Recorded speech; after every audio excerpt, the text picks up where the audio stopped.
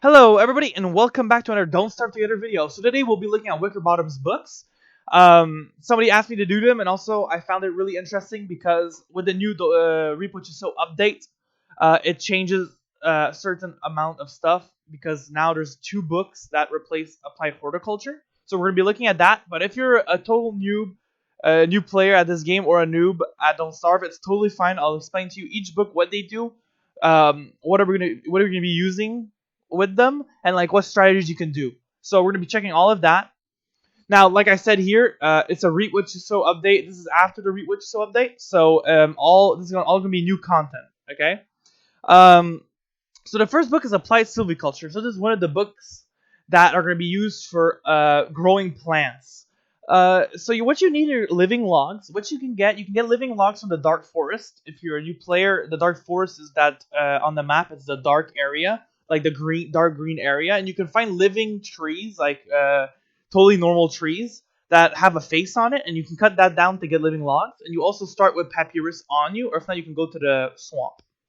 Now, what does this book do? Well, what it does is that it grabs 10 plants that are the closest to you in a 7.5 tile range, and it will grow them up completely. Now, this is not usually the best if you're trying to get the biggest plants because you need to tend to them, and if you just speed up their process, you're not tending to them. That's what I understood. So the best thing, if you just want a lot of vegetables really quick, this is the best way.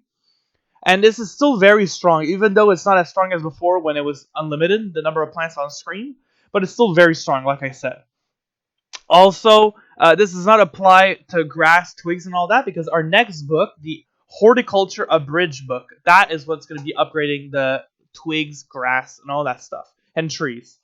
So when you read this, well, first of all, what do you need for this book? Well, you need seeds, manure, and reeds. So a little bit more stuff, but it's a little bit more common to get these stuff.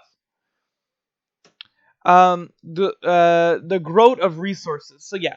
So why do I say this? Is because instead of growing food, you're gonna be growing resources. So let's say you have a big twig farm or a grass farm. You have a lot of trees next to you. You want to grow them.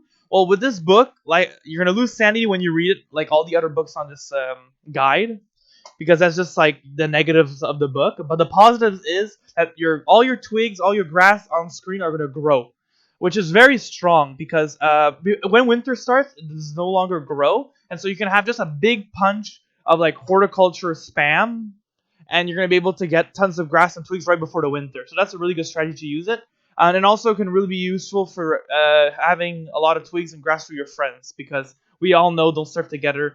Sometimes there's not enough resources for everybody.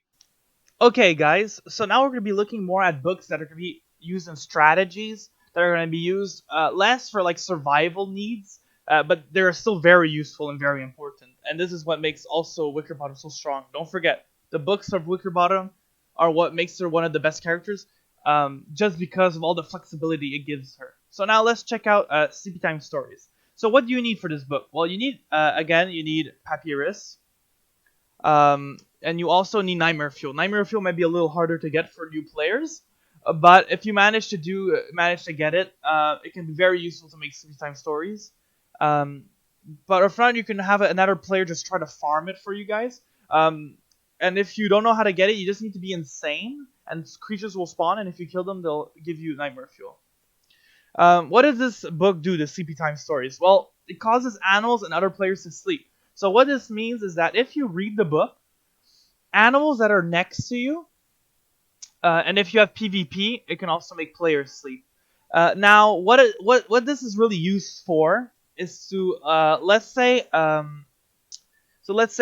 you see like let's say a tree guard or something, and you want to fall asleep. You can use this book.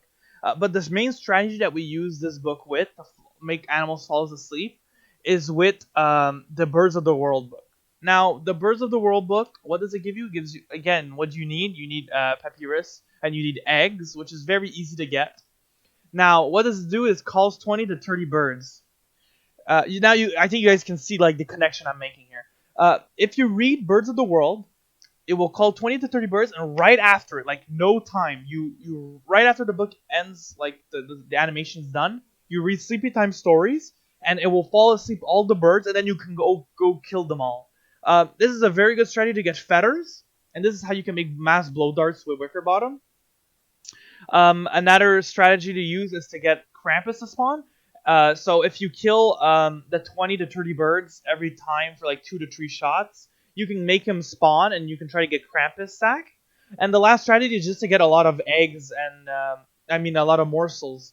Because morsels, we all know, if you're a big team of 6 players, you can get some morsels pretty easily. And if you have a lot of mushrooms, so why not read the books? You know, the only thing that's going to be costing you really is going to be nightmare fuel. But if you have a good steady source of it, you're good. So those are just 3 strategies. The first strategy is to get the feathers. Second strategy is to get Krampus sack, and the third strategy is to get morsels. This is why you want to use this strategy of the Birds of the World and Sleepytime Stories.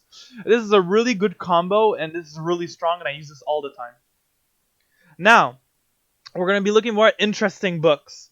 So here we have The End is Night. This book is really interesting to me. What did you need? You need papyrus and you need a red gem. So a little on the more expensive side of things, but it's going to be useful. Generates 16 constructive lightning strikes. Now, you're going to be wanting to wear a hat that will not allow you to get electrocuted. So the easiest one would be the eye umbrella that you get from Deerclops. That's going to be a really good headpiece to defend yourself against lightning strikes. But why in the hell would you want to have lightning strikes all around you? Well, what you can do is if you have a WX-78, you can power him up with this, with multiple lightning strikes. So this book, this is like the most like basic use of this book, is really if you want to have a WX on your team and you want to just spam that on him. Other uses, because this is going to give a WX-78 a speed boost. I discussed it in my WX-78 guide, but there's a lot of bonuses, so it's really useful, and it's really worth the red gem to do it, to help your WX-78 teammate. Other uses is if you want to electrocute, let's say, Vault Goats, that could work too. So if you ever want to electrocute something, and also don't forget, if something's electrocuted, it takes more damage when it's wet, I believe. So now let's go to our next one. So it's On Tentacles. So as you can see, On Tentacles, as the name implies, it's going to be spawning tentacles. So what do you need for this? Well, you need a tentacle spot, a pretty basic recipe. Creates 3 tentacles.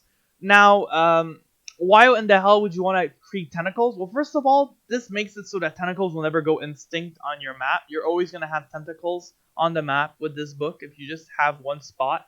Also, On Tentacles can be used for so many things. You can use it to kill Bee Queen. You can use it to kill Krampus. You can use it to kill dogs.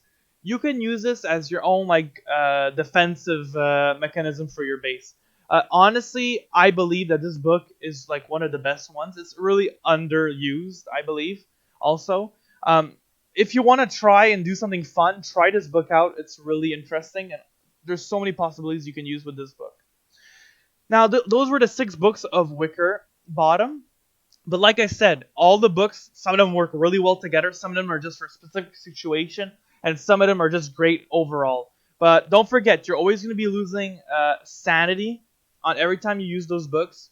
Those books take like resources. You need to go collect them and plan it out. And also, certain books now change with the new update, and that's what I just presented. The main ones were the first 2 books, but the other ones did not change. The 4 last ones did not change.